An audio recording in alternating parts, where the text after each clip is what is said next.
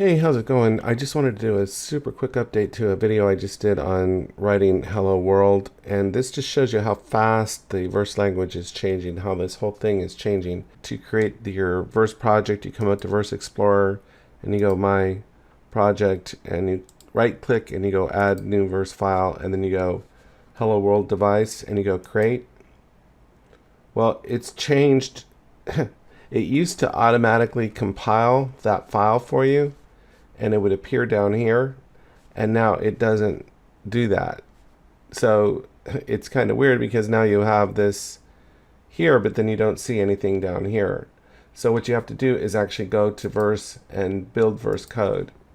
So it's weird that they did that. It used to automatically compile that file for you so it would appear down here in the content folder, but now you have to build verse code. If you were following the steps in the old tutorial, what's going on, and that's what's going on. They've already changed it in the 2 months since I just did that tutorial.